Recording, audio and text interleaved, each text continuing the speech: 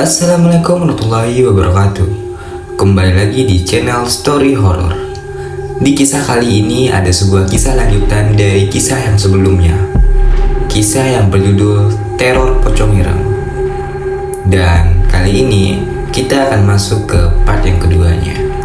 Seperti apa kelanjutan dari kisah ini? Langsung saja, mari kita simak berikut ini. Terdapat 20 rumah warga yang sandalnya dibuang langsung oleh Pak Kiai itu.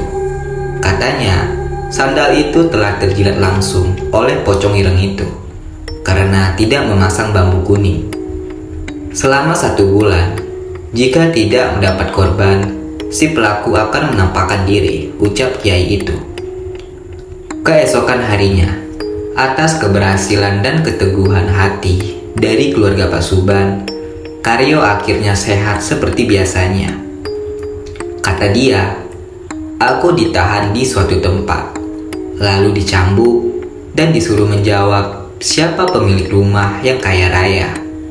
Aku hanya menjawab 3 saja, dan salah satunya adalah rumah Pak Suri. Semua tampak normal, namun masih dalam ranah yang sangat waspada. Rumah Pak Suban menjadi ramai semenjak Kiai itu sering berkunjung ke rumahnya.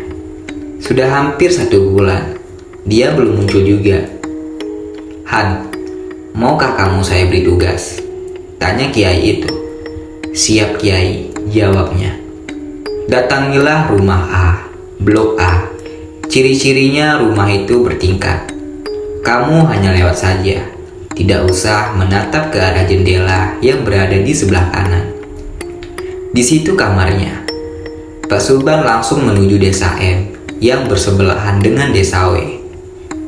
Dalam kunjungannya, dia teringat bahwa rumah itu hanya satu-satunya rumah yang mewah di desa M.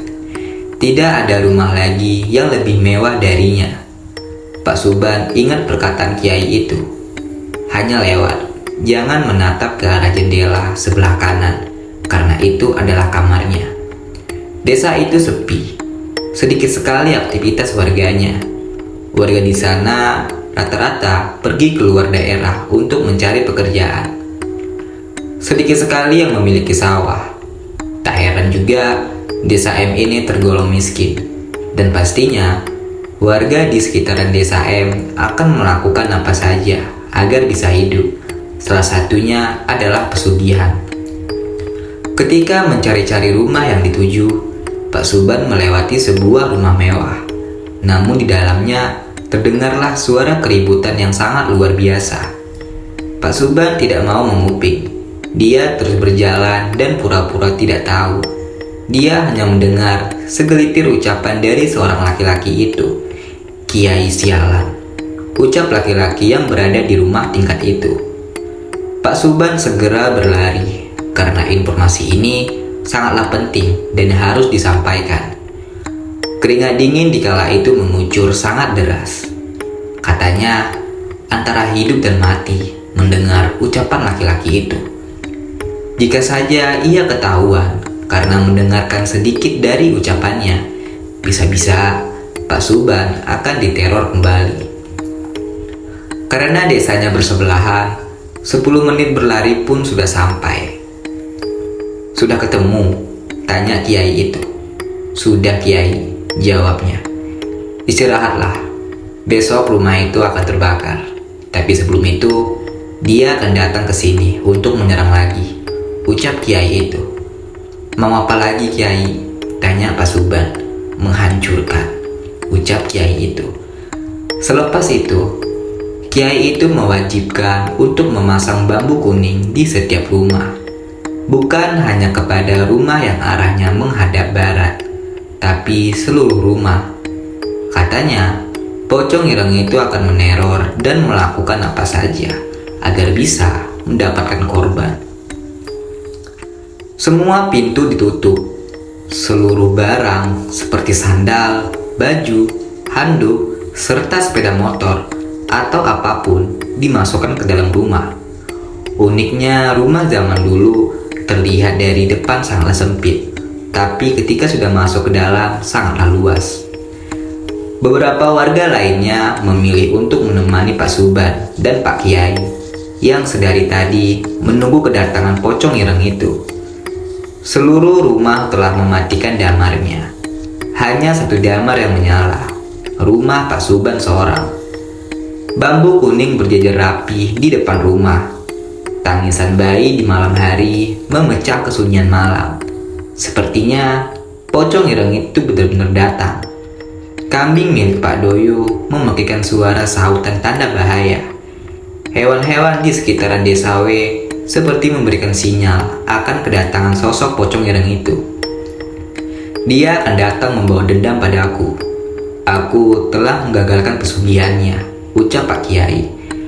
Pak Suban melihat ke arah orang rumah. Ternyata mereka semua sudah tertidur. Karyo tidur bersebelahan dengan ibunya, Bu Cici, di kamar depan.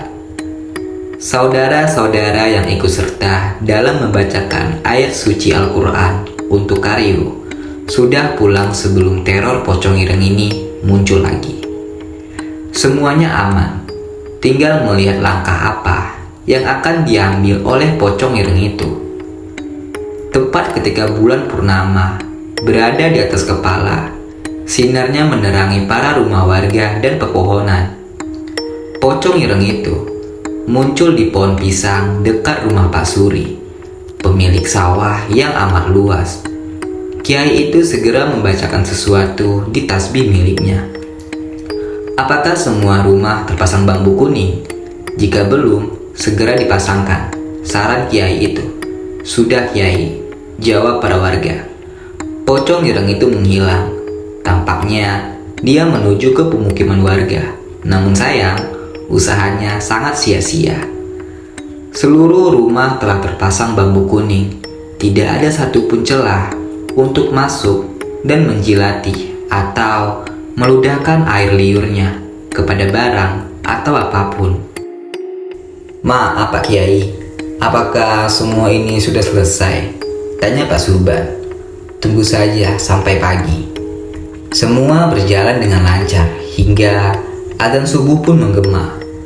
Suara kentongan yang terbuat dari bambu telah dipukulkan oleh beberapa warga sekitar. Pocong ireng itu gagal mengambil korban. Dan pada keesokan paginya, banyak warga M yang keluar rumah untuk memadamkan api di rumah tingkat yang pernah dikatakan oleh Kiai itu. Rumah itu adalah pemilik pocong ireng sebagai pesugihan. Sempat beredar juga pemilik pocong ireng yang berinisial S ini menolak untuk menukarkan keluarganya demi tumbal yang harus diserahkan selama 1 bulan terakhir. Dan sebagai gantinya, rumah itu terbakar karena menolak suatu perjanjian yang harus disepakati. Rumah dan segala isinya yang ada di dalamnya merupakan hasil pesugihan. Tak ada yang tahu bagaimana nasib pemilik pocong ireng itu. Namun kabarnya pernah bermunculan kembali di awal tahun 2002. Namun dengan sudut pandang yang berbeda. Pesan dari cerita ini adalah segala sesuatu yang dikerjakan dengan perbuatan di luar norma kehidupan, alam, dan agama, maka kehancuranlah yang akan kalian dapatkan.